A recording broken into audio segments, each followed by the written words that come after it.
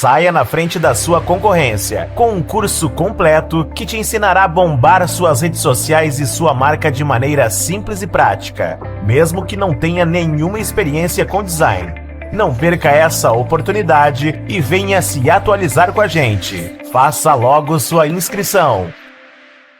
Mas o que você falou do conhecimento é tudo. Veja que sem esse investimento de Felipe para formar o filho, não existe Alexandre.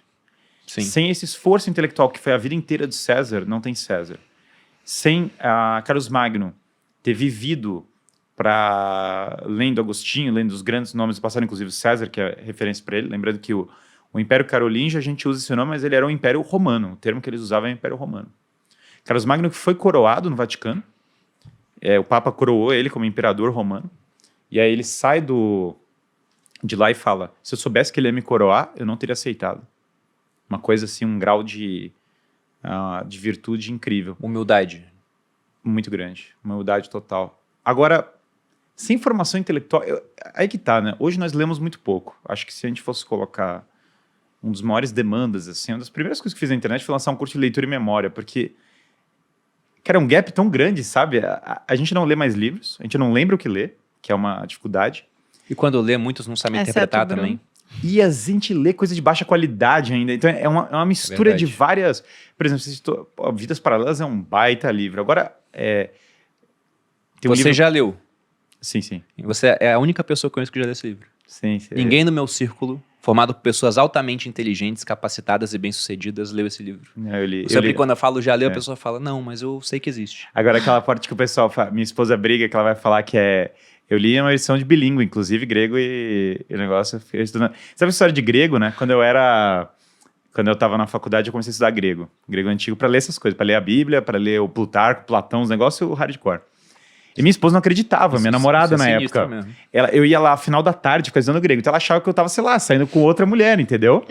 Eu falava, cara, esse cara não é possível que esse maluco fica 6 da tarde, o cara trabalha, tipo, o cara estudou de manhã, trabalhou, e ele vai à noite começar a estudar grego antigo. Tipo, aí um dia ela foi no lugar que eu falava, que tava estudando grego. Esperando ver strippers. E eu acho que ela tava esperando ver que que não tinha, entendeu? Que eu não ia estar lá. Quando ela chega lá, eu tô lá com um monte de papéis, assim, tipo, letras em grego. Ela olhou com uma cara, foi muito engraçado. Ela ficou muito... Aí no dia seguinte, ela comprou um dicionário de grego pra mim e falou, amor, te amo tanto, tal, um dicionário de grego. Ela não acreditava. Mas o auge do livro, inclusive, é o César e o Alexandre, claramente é o auge do livro, é o top. Tem Epaminondas, tem os caras épicos lá, mas o auge... porque são várias histórias diferentes, né? O Vidas Paralelas, o Vidas Comparadas, são a história de grandes homens da Grécia, grandes homens de Roma, colocadas uma ao lado da outra para fazer um paralelo entre eles. Algumas trágicas, algumas melhores, algumas piores. Melisso, por exemplo, não é tão elogioso, outros são mais. Mas, sem dúvida alguma, o auge da história é Alexandre e César, é o ponto alto.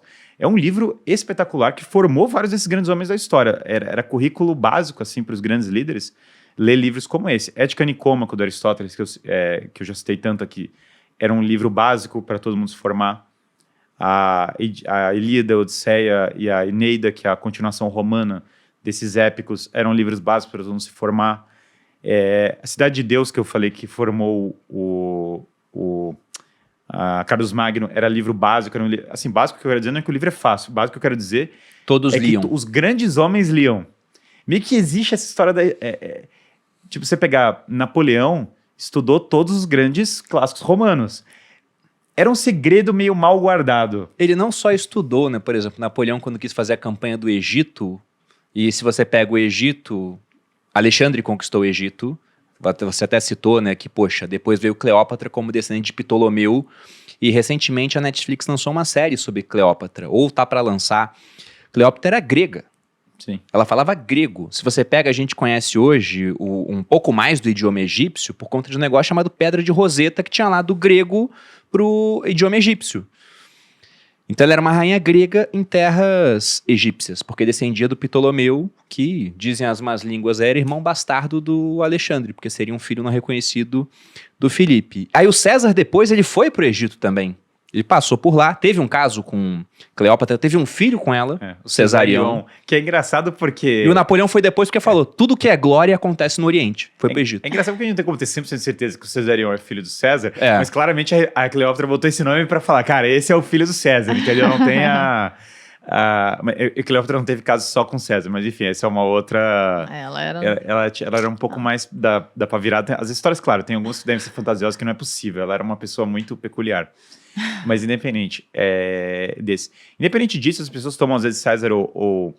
César sem dúvida teve amante, sem dúvida a Alexandre teve as faltas, mas o filme deixou as pessoas com uma visão muito errada de Alexandre. Se você lê o Plutarco, Alexandre ele teve os defeitos dele fortes, Sim. mas ele é infinitamente menos louco do que no filme. No filme ele aparece como um desequilibrado por vezes.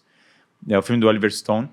E sem dúvida eu diria que o Plutarco é infinitamente melhor fonte, até porque é uma fonte de fato em comparação com o filme. Mas enfim, essa questão da formação intelectual, eu diria que é meio que imediato. Eu costumo falar para as pessoas para elas dedicarem 1 hora do dia para exercício físico, que eu acho que faz uma diferença gigante. Luta, eu sou um grande entusiasta de luta e eu aprendi isso com os clássicos. Estava hoje lá até no jiu-jitsu de manhã, inclusive eu sou um entusiasta imenso. Por que eu gosto de luta? Eu acho luta incrível. Porque tem resistência, porque mexe com algo que é básico do ser humano, mexe com algo que é primitivo em muitos aspectos, porque é o uso da força controlada que traz uma honra e uma disciplina incríveis. Então eu vejo a luta de todos os esportes como altamente formativo, fora a utilidade dela em defesa e outras coisas. Platão era campeão de wrestling, Aristóteles lutava, todos eles lutavam.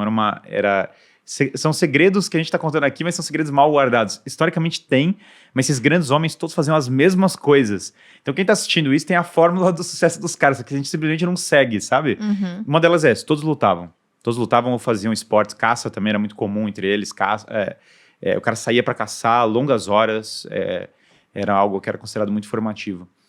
E todos eles, sem dúvida alguma, liam todos os dias. Quando a gente fala de ler, a gente tem muito aquela coisa que a gente empolga e lê um livro e larga o livro. Deixa o livro, vai fazer um cemitério de livros, sabe? Lê um pedaço aqui e outro. Esses caras liam todo dia. E não só eles liam todo dia, eles anotavam, eles fixavam, eles tomavam as notas deles do livro, sabe? Edições comentadas. O Napoleão estudou Maquiavel de trás para frente ao ponto de ele escrever um livro sobre o negócio. Eu tenho a edição comentada do Príncipe por Napoleão. Veja, olha a muito sequência. Tito Livio escreve uma história de Roma, que é um dos maiores historiadores de Roma, que é outra baita fonte para o Império Romano. Maquiavel escreve um livro comentando Tito Livio, com a filosofia dele.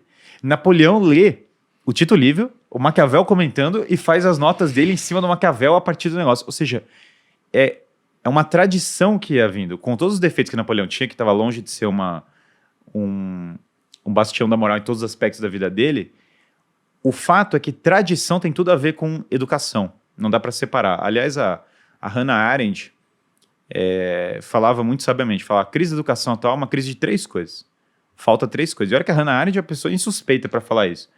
É uma crise de tradição, porque educação é tradição. Uhum. Não existe sem tradicionalismo educação, porque educação é você pegar o legado do passado e aprender, não tem como fugir disso. Autoridade, voltando para as ideias cíclicas, porque sem autoridade é muito difícil ter educação. Se alguém não banca a coisa, quem que vai educar? E hoje a gente vê que pais, professores têm dificuldade com a questão da autoridade. É uma crise óbvia.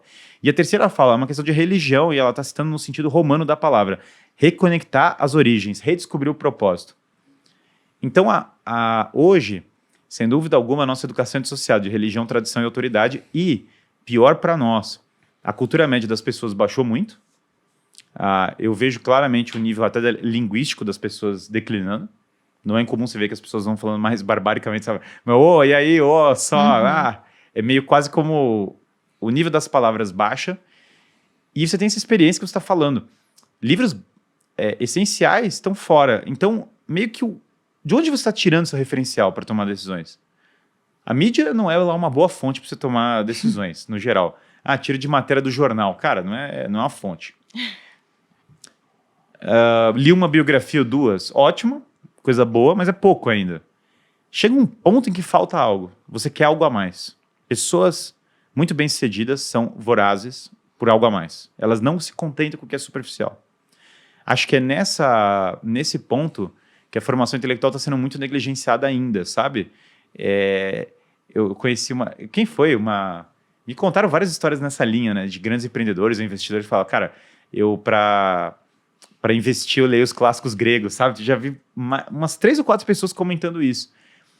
Não é absurdo, porque você veja, a gente está falando de pessoas que estudam economia, a gente está falando de pessoas que estudaram, o essencial foi estudado.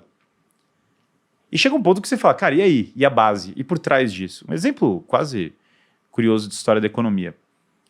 Muito antes da Adam Smith ou outros iluministas, a escola de Salamanca, na Espanha do século XVI e XV, tinha pensado várias coisas da economia moderna. Eles tinham gráficos de economia. Os caras tinham um gráfico de inflação e tipo um gráfico primitivo, quase como de ciclos de mercado, sabe? Da economia indo e indo. Claro que não é a mesma coisa, mas é um passo curiosíssimo. É muito louco você pensar que esse conhecimento se perdeu na época. Que demorou séculos para se redescobrir, para voltar.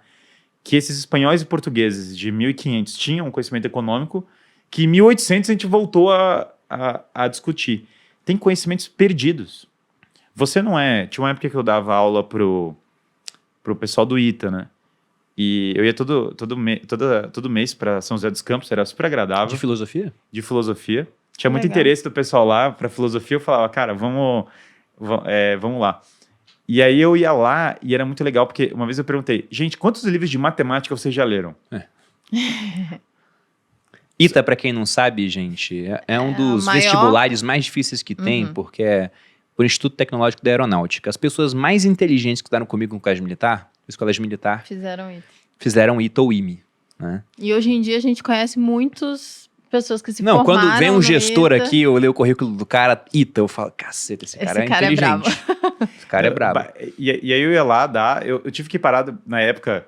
É triste, porque eu justamente fui para Brasília na época. Olha a minha tristeza, Que sabe? Tava queda. dando aula de filosofia pros caras lá do ITA. Sempre é um decaimento, Guilherme, uma coisa que a gente vê na Impressionante o vida. decaimento. E eu tô tentando voltar agora eu tô tentando recuperar. E aí eu vou lá para dar essas aulas pro ITA, e eu falei, cara, mesmo lá no ITA, os caras mais inteligentes, alguns dos melhores alunos que eu já tive, vários livros. Gauss, todo mundo me citava a matemática do Gauss. O livro do Gauss, quantas pessoas leram? Raro. Porque o livro original tá fora da nossa cultura. Na faculdade a gente tem muita cultura do Xerox, da versão resumida, do manual, do não sei o quê. A coisa de ir pras fontes... Agora do chat GPT. Mas aí... Pior ainda. Pois é, mas aí você tá deixando de você aprender a coisa, de você trilhar o caminho. E o chat GPT, ele pode te dar, arrancar citações brutas de livros, outras coisas. Mas o viés e a interpretação, elas são próprias do homem. Ele não vai te interpretar a coisa. Você tem que saber fazer a pergunta. Que é uma dúvida. Vira pro chat GPT. Inflação é bom ou ruim? Tem uma série de coisas que são valorativas. Ele vai virar pra você, e muitas vezes ele vai virar pra você e falar, algumas pessoas falam que inflação é boa, X pessoas. Outras pessoas falam que inflação é ruim. Mas, cara, eu não tô querendo saber se... algumas pessoas falam, não, eu quero saber se inflação é boa ou ruim. É uma questão de valores. Em última instância, o homem vai ter que julgar isso. Ele vai ter que pegar e julgar. Então, a inteligência artificial nunca vai substituir essa carga valorativa.